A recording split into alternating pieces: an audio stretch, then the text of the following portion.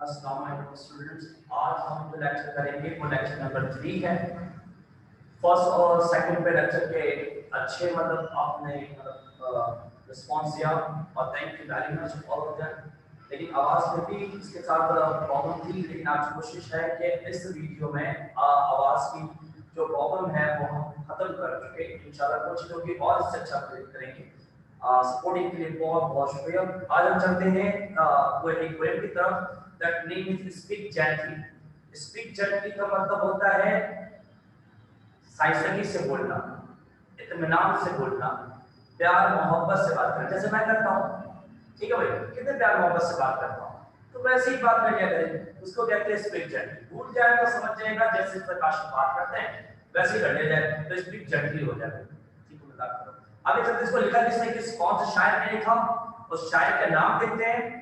नहीं है तो कुछ भी नहीं लिखेंगे। बैकवर्ड अगर होता हमारे पास शायर तो लिखते हैं अबाउट द पोएट, इसके नीचे लिखते हैं name, born, died, location, 4 point बना लेते हैं। अबाउट द पोएट के हेडिंग लगाते हैं।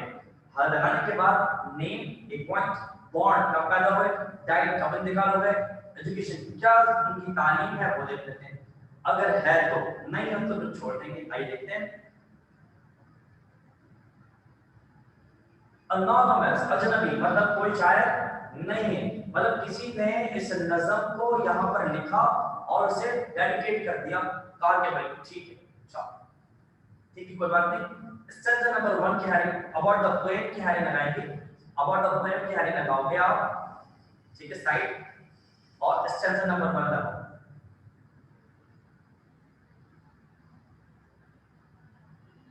Stanza number 1।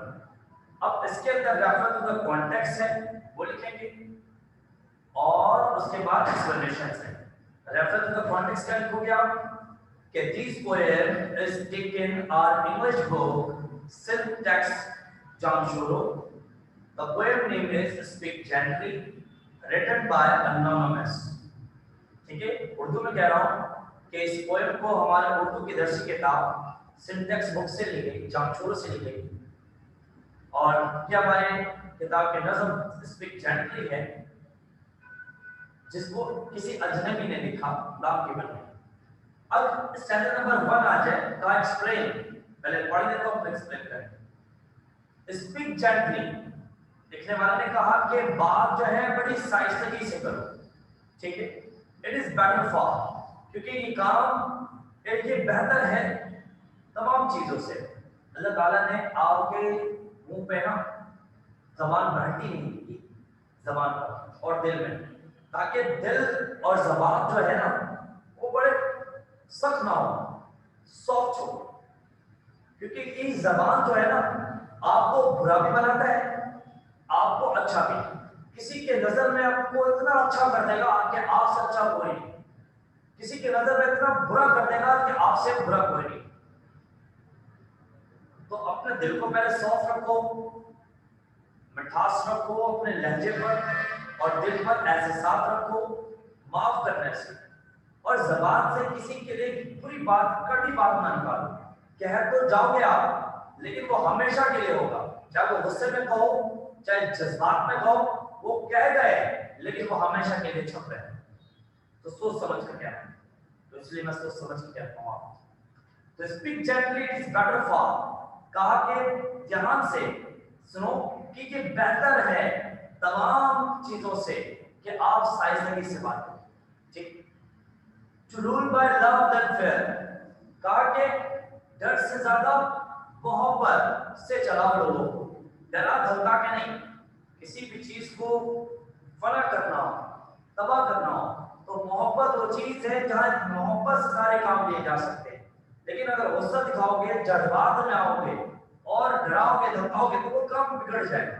तो प्यार मोहब्बत से ही काम लेना है। तो सबसे खतरनाक चीज जो है ना भाई वो मोहब्बत है। कहा कि भाई का ऐसी चीज होती है जहां पर आप आराम से लोगों से काम ले सकते हो, मोहब्बत से बना सकते। स्पीक जेंटली ने कहा, साइंसगी से बात करो, आराम इत्मीनान से बात करो, लेट नो हार्श वर्ड में।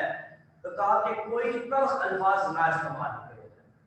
The good we may do here, the good we may do here, all अच्छा करो जब तक यहाँ इस दुनिया में हो, तो कुछ अच्छा कर जाओ। बुरा को हम करते ही हैं, कुछ अच्छा कर जाओ। आज हम बुरा करते डरते नहीं, जब कोई अच्छा कर तो अच्छा काम किया हैरत है। जब तक हैरत इस बात के लिए होना चाहिए कि हमने बुरा किया, हैरानगी इस बात को अच्छा आज तुमने ये क्या, हैरानगी इस बात के लिए होना चाहिए कि तुमने आज बुरा किया। लेकिन आज हैरान हम इस बात के लिए होते हैं कोई अच्छा काम, ये वाह जबरदस्त, ये उलट होता है हमारे माशरे में। अगर कोई ईमानदारी से कोई पैसा भाई वापस कर रहा है कि भाई ये ले आपने ज्यादा दे दिया, हैरत से देखता है, अरे वाह यार मैं तो पहला इंसान देखा क्या आप पैसा वापस कर रहे हो और पैसे लेकर, ये कहते हैं लोग उलट। जबकि ये होना चाहिए कि आप कोई चोरी करे तो हैरानगी से देखे, अरे तुम चोरी कर रहे हो, तो ये इंसान की फितरत होनी चाहिए। लेकिन खैर उलट है, उलट ही आपको समझाने में बेहतर है कि आपको सही बात बता दूंगा। तो ये हो गया आपके पास एक काम क्या बताया कि लोगों के साथ अच्छा करो, हार्श वर्ड तर्स अल्फाज इस्तेमाल ना करो, डर और खौफ बैठाने से बेहतर है कि मोहब्बत से काम लिया जाए, और ये तमाम काम से बेहतर है कि आप साइंसदगी से बात। ये हो गया स्टैंडर्ड नंबर 1। अब जो चीज यहाँ पर पढ़ चुके वो चीज लिखेंगे कैसे, आइए देखते हैं। ये हो गया आपके पास रेफर टू द कॉन्टेक्स्ट। चाहो तो आप पिक्चर ले लो, चाहे तो स्क्रीनशॉट ले लो, और चाहो तो से लिख लो। 2 मिनट दे रहा हूं जल्दी से कोई।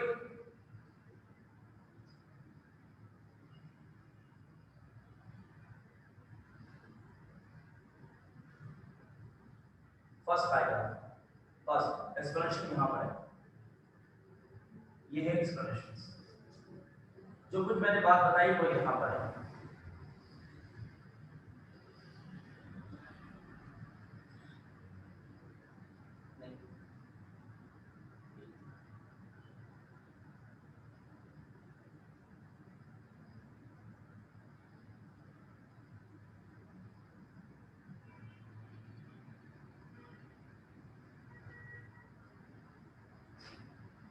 ये क्या, आप चाहो तो उसके पिक्चर ले लो, आप चाहे तो स्क्रीनशॉट और इधर लिख लो।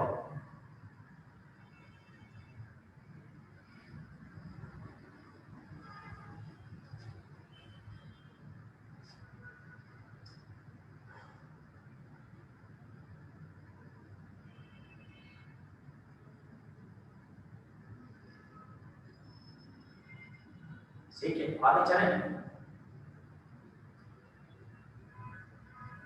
In this line, मैं पढ़ देता हूँ। She said that when we speak with others, we should use kind words.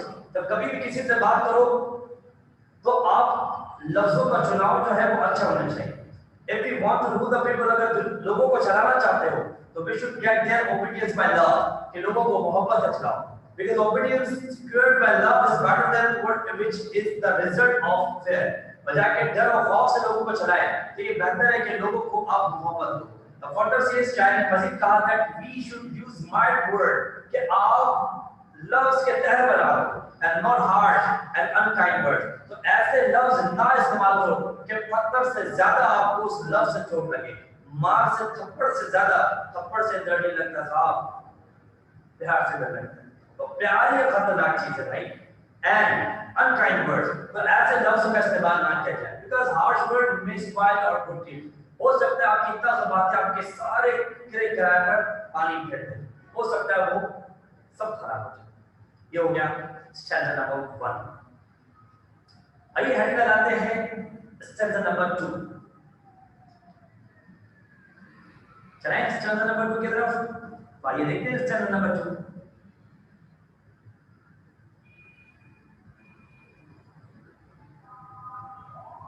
ये है स्टैंजा नंबर 2। फिर कहा गया speak gently to the little child, कहा कि साइंसदगी से, हमदर्दी से बात करो बच्चों से। मेरा मैं कितने बच्चों से बात करते हैं, क्या मैं उनसे बात करता हूं, करता हूं ना, बता रहा। तो इसीलिए it's love be sure to get, बदले में मोहब्बत मिल जाए। आप बच्चों से मोहब्बत से बात करोगे तो बच्चे आपसे मोहब्बत करेंगे। देखो कितनी मोहब्बत से बात करते हो, बदले में आप मुझे कितना अप्रिशिएट करते हो, कितना आप मुझे रिगार्ड देते हो, कि मुझे आपके वीडियो मतलब जो अपडेट मिला तो 2-3 बच्चों ने बड़े अपडेट मतलब अच्छे रिस्पॉन्स दिए, मजा आया मुझे। खैर, teach it in accent, soft in mind, और कहा कि आप बच्चों को एक्सेंट, लहजे, तलफ्फुज भी सिखाएं। जैसे सिखाता हूं ना, या नहीं सिखाता, तलफ्फुज भी सिखाएं। एंड सॉफ्ट इन माइंड, और ये बताएं कि कब प्यार से मोहब्बत से बात करनी है आपको। It may not longer remain, क्योंकि ऐसी चीजें जब आप तक इस्तेमाल बातें करोगे, तब बातें करोगे, वो हमेशा नहीं रहेंगी। हमेशा जो रहने वाली चीज होंगी वो आपकी मोहब्बतें हैं, वो आपकी खलूस है, वो आपकी जो बातें हैं ना, वो हमेशा जिंदा रहेगी। तो अगर जिंदा रहना है, हमेशा रहना है, तो 100 बातें, क्योंकि अब मुझे हमेशा रहना है, इसलिए मैं मोहब्बत से बच्चों से बात करता हूँ, ताकि जब आप बड़ोगे, मैं बूढ़ा होगा, तब तक आपको कभी कोई टीचर था तो बस ये थी। ठीक है जी, आइए लिखते हैं चैप्टर नंबर 2। अब रेफर टू द कॉन्टेक्स्ट लिखेंगे नहीं, डायरेक्टली एक्सप्लेनेशन की तरफ जाएंगे। सी, ये है डायरेक्ट एक्सप्लेनेशन, राइट? आप चाहो तो पिक्चर ले लो, आप चाहो तो स्क्रीनशॉट ले लो, आप चाहो तो लिख लो। तो इससे पहले पढ़ देता हूं मैं, आप लिखते रहो, मैं पढ़ता जाता हूं, आपको समझाता जाता हूं। इन this line the poet says that one should speak to a little child in soft and mild tone। इस लाइन पर शायद ने ये बताया है कि बच्चों से बड़े प्यार मोहब्बत से बात करनी चाहिए। It is certain that he will love him, इसलिए कि वो याद रखे कि वो दोबारा उसे बच्चे भी मोहब्बत से पेश आए। If we one is teaching something to him, अगर कोई बड़ा या कोई उसे सिखाता है बच्चों को कुछ भी, तो वो रिमेन हमेशा रहते हैं। It might be taught in quiet manner, और आप बच्चों को छोटी-छोटी बातें बड़े प्यार, शाइस्तगी और सलीके से सिखाएं। And soft accent, और प्यार मोहब्बत से, ताकि बच्चे आपको हेलो ऐसे प्यार मोहब्बत से। Because who knows how long he will remain here, क्योंकि आप और हम सबको पता है कि कैसे इंसान जिंदा रहता है। अगर कोई इंसान जिंदा रहता है और जिंदा रहना चाहता है और चाहे, तो उसके लिए बच्चों के साथ खलूस और मोहब्बत से है, और बच्चों से सबके साथ ऐसे ही है, ताकि आप हमेशा रहोगे लोगों की बातों में, लोगों की यादों में, लोगों के दिलों में, लोगों की सोच पर रहोगे आप। ठीक है, ये हो गया चैप्टर नंबर 2। आइए चलते हैं चैप्टर नंबर 3 की तरफ।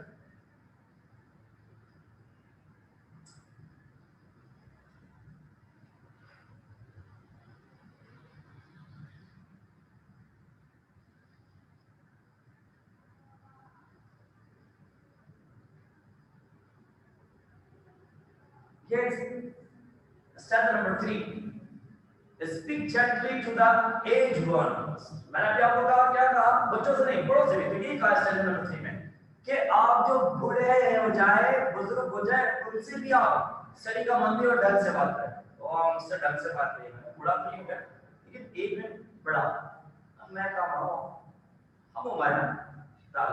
तो speak gently to the age one, जो बड़े हो, बूढ़े हो, उनसे भी आप सलीकामंदी ढंग से बात करें। Grieve not the careworn heart, और याद रखें इस बात के लिए कि केयर वन हार्ट, कि आप उन लोगों के उनके दिल का भी खास याद रखें, क्योंकि वो बूढ़े होते हैं। ग्रीव का मतलब होता है सदमा, दुख। Not the careworn heart, कि कहीं ऐसा ना बोले कि उनको बुरा लग जाए। उस sand of life are nearly run, क्योंकि वो बिल्कुल एंड, सैंड का मतलब क्या होता है? सैंड का मतलब होता है मिट्टी। लाइफ आर नेली रन, क्योंकि वो एंडिंग मतलब आखिर, क्योंकि जिंदगी खत्म होने के करीब होती है। Let such in peace depart, और वो इस दुनिया से रुखसत होकर दूसरी दुनिया पर जाते हैं। तो हमें ऐसे लोगों से क्या करना चाहिए? हमें ऐसे लोगों से प्यार मोहब्बत से बात करनी चाहिए।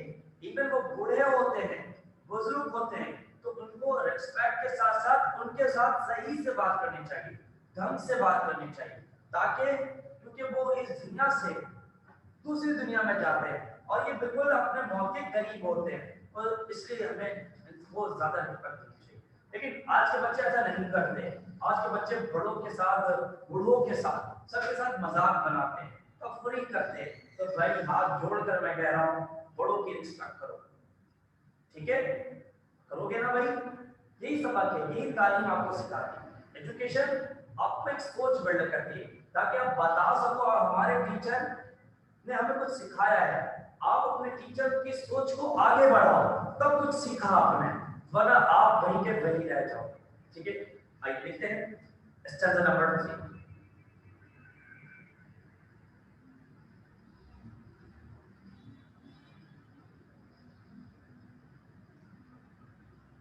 ये है स्टैंजा नंबर 3।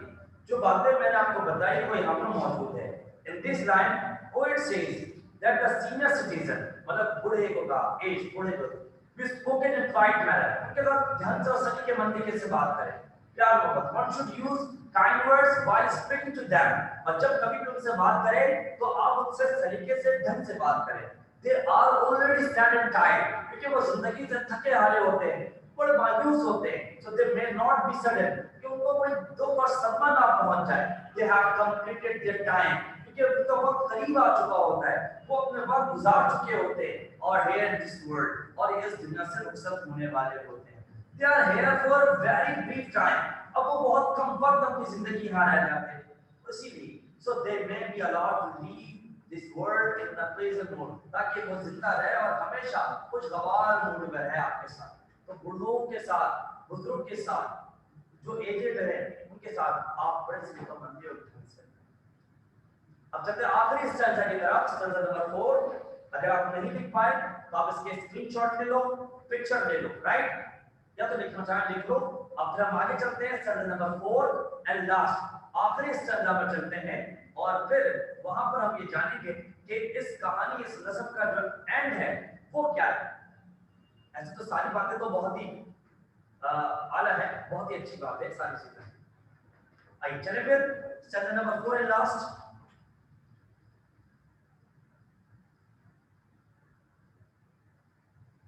तो ये रहा भाई आपके पास आखिरी stanza. Speak gently, it is a little thing, बाज़ाहिर तो ये छोटी सी चीज है, बहुत छोटी सी, drop in heart deep well, लेकिन ये छोटी सी चीज जो है वो आपके दिल में जगह बनाती है। बाज़ाहिर मैं जो बात कर रहा हूँ बहुत छोटी सी बात है, सिर्फ आप मुझे क्या सिखा रहे हैं, हमें ये सारी चीजें आती हैं बेटा। जब इसके कतरे आपके दिल में पड़ते ना, जब मोहब्बत से किसी से बात करो तो भाई को ऐसे ही खत्म हो जाता है, खत्म, finish, drop in heart deep well. लेकिन इसका जो असर है एक कतरे की तरह होता है, जैसे एक कतरा जहर पी लो ना तो मौत आ जाए, तो ये एक कतरा मोहब्बत का दिल में टपका दे ना भाई, तो मोहब्बत फना, दिल के जो हिस्सा है ना वो फना हो जाए। तो जब आप मोहब्बत से पेश आते हो किसी से तो आप नशा करते हो, आप नहीं रहते, आप अपने आप से बाहर होते, कुछ होते, मिजाज सब चीज अच्छा लगता है। तो मोहब्बत का ये जो कतरा है ना भाई बहुत याद है। The good, the joy that it may bring, just the good, the joy that it may bring। तो ये आपके साथ आपके अंदर अच्छाई, आपके अंदर खुशी लेकर आती है। Eternity shall tell, और आखिरत तक तुम जिंदा रहोगे, आखिरत तक तुम्हारे बारे में बातें होंगी, जब तक वो बंदा रहेगा तुम्हारी तारीफ करता रहेगा। तो इसलिए बेटा ये काम लोगों के दिलों में जगह बनाना बहुत मुश्किल होता है। अगर एक बार जगह बन जाती है तो भाई इसको बरकरार रखना है, उसको तोड़ना नहीं, ठीक है भाई।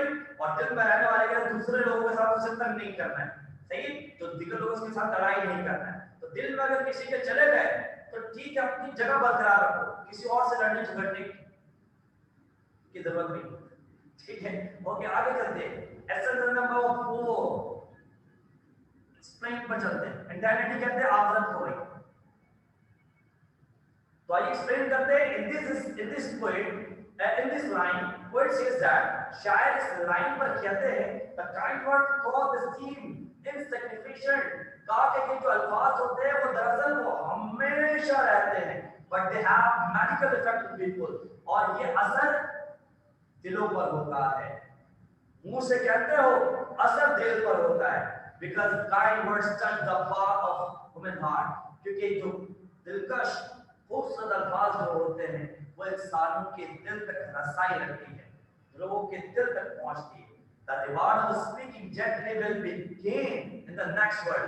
फिर आपको ये चीजें, इसका असर हमेशा मिलता है।